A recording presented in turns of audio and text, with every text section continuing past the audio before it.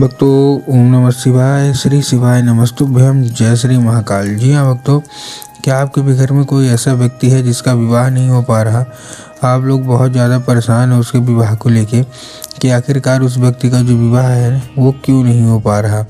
आपने बहुत ज़्यादा मेहनत कर लिया, बहुत ज़्यादा प्रयास कर लिया उसके विवाह को हो जाए, लेकिन अभी भी उस व्यक्ति का जो विवाह है ना वो होने का नाम ही नहीं ले रहा। तो आपको परेशान होने की कोई भी आवश्यकता नहीं है, क्योंकि आज जो मैं आपको उपाय बताने वाला हूँ, अगर उसको आपने ध्यान से सुन लिया और अच्छे से कर लिया तो अवश्य रूप से आपके घर का जो कोई भी व्यक्ति है, लड़का है, लड़की है, जिसका भी विवाह नहीं हो पा रहा ना, अवश्य रूप से उसका जो विवाह है वो होगा ही होगा।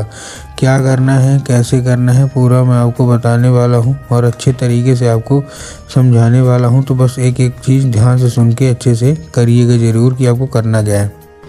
देखिए, आपको भी पता है कि पूज्य गुरुदेव की कथा जो होती है उसमें लाखों की भीड़ आती है। कैसे भीड़ आती है? लाखों की भीड़ आती है। और जब गुरुदेव की कथा में लाखों की भीड़ आती है तो वहाँ ज़्यादातर जो भक्त होते हैं वो क्या करते हैं, पत्र के द्वारा अपनी इच्छा और पत्र के द्वारा अपनी जो मनोकामना होती है ना वो गुरुदेव तक पहुँचाते हैं। तो अभी गुरुदेव की कथा चल रही थी, आज से 4 से 5 महीना पहले की बात है। गुरुदेव की क्या है, कथा चल रही थी।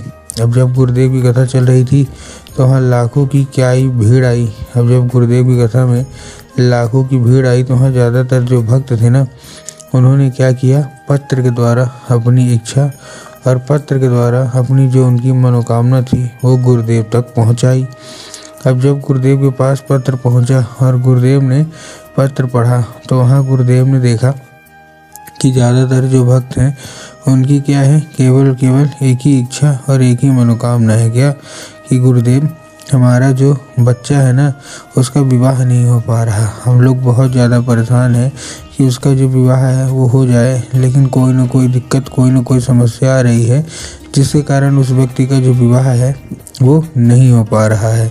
ठीक ना, उसकी जो उम्र है वो भी धीरे धीरे करके गुजरती जा रही है। कोई 30 साल का हो गया, कोई 35 साल का हो गया है, यहाँ तक कि 40 साल तक के भी लोग हो गए हैं, लेकिन फिर भी उनका जो विवाह है वो नहीं हो पा रहा। कृपया करके उपाय बता दें। हमने बहुत ज़्यादा पंडितों को दिखाया, बहुत ज़्यादा उसकी कुंडली मिलवाई, हर एक चीज़ कर लिया, लेकिन फिर भी जब बात विवाह की आती है तो कुछ न कुछ बात रह जाती है और उसका विवाह होते होते रह जाता है। कृपया करके कोई उपाय बता दें। अब जब गुरुदेव ने ये देखा कि ये समस्या है तब गुरुदेव ने 2 से 3 उपाय बताए और कहा केवल और केवल ये उपाय कर लेना, तुम्हारे घर का जो कोई भी व्यक्ति है, जो कोई भी सदस्य है जिसका भी विवाह नहीं हो पा रहा ना, अवश्य रूप से उसका जो विवाह है वो होगा ही होगा। अब जैसे ही गुरुदेव ने उपाय बताया तो लोगों ने जा जाके इस उपाय को घर में करना शुरू कर दिया।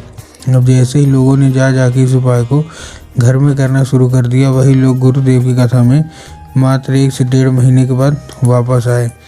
अब जब वही लोग मतलब गुरुदेव की कथा में वापस आए तो उन्होंने क्या किया, फिर से एक बार गुरुदेव को पत्र लिखा, लेकिन ये वाला जो पत्र था ये गुरुदेव को धन्यवाद के रूप में पत्र था कि गुरुदेव धन्य हो आपका, आपके द्वारा बताया गया उपाय हमने कर लिया है, हमारी सारी इच्छा, सारी मनोकामना पूरी हो गई है। हमारे घर का जो व्यक्ति था जिसका विवाह नहीं हो पा रहा था, आपके द्वारा बताए गए उपाय करने से उसका जो विवाह है वो पक्का हो गया है। आपका कोटि कोटि धन्यवाद। तो देखिए, जो लोग भी मेरी आवाज़ अभी सुन रहे हैं ना, अगर आपको भी जानना है कि आखिर ऐसा कौन सा उपाय है जिसको करने मात्र से सारी इच्छा, सारी मनोकामना जो है वो पूरी हो जाती है, तो चलिए हम बताते हैं आपको आज की इस वीडियो के माध्यम से कि आपको करना क्या है। तो बस उपाय ध्यान से सुनिएगा, अच्छे से करिएगा, लेकिन उसके पहले चैनल पे अगर पहली बार आए हैं और आवाज़ मेरी पहली बार सुन रहे हैं तो वीडियो कर दें लाइक और चैनल को भी कर लें सब्सक्राइब, ताकि पूजनीय पंडित प्रदीप जी मिश्रा के रोज़ नए नए उपाय जो कि मैं उनकी कथा से सुनता हूँ, श्रवण करता हूँ, सबसे पहले मैं आपको प्राप्त करा सकूँ। ठीक, तो देखिए, जो हमारा सबसे पहला उपाय है, इस उपाय में आपको करना क्या है, 3 काली मिर्च और 1 धतूरा लेना है। क्या लेना है? 3 काली मिर्च लेना है और 1 धतूरा। अब देखिए, काली मिर्च और काली तिल में ना बहुत सारे लोग कंफ्यूज होते हैं कि काली मिर्च क्या है, काली तिल क्या है, हमको थोड़ा साफ साफ बताओ। तब गुरुदेव ने साफ साफ बताया है कि आपको क्या लेना है, आपको लेना है केवल और केवल काली मिर्च। ठीक, काली मिर्च आपने ले लिया। साथ में आपको क्या चाहिए, एक धतूरा चाहिए। ठीक, धतूरा भी ले लिया और उसी व्यक्ति के हाथ में देकर उसको भेजिए कहाँ, सीधा सीधा शिव मंदिर।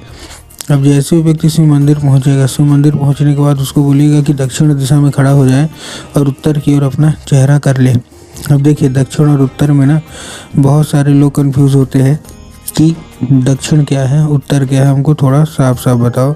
तब गुरुदेव ने साफ साफ बताया है कि आप जिस भी शिव मंदिर जा रहे हैं ना, उस शिव मंदिर जिधर साइड जलाधारी होगा, आपको अपना चेहरा उधर साइड करके खड़े हो जाना है। ठीक, खड़े हो गए।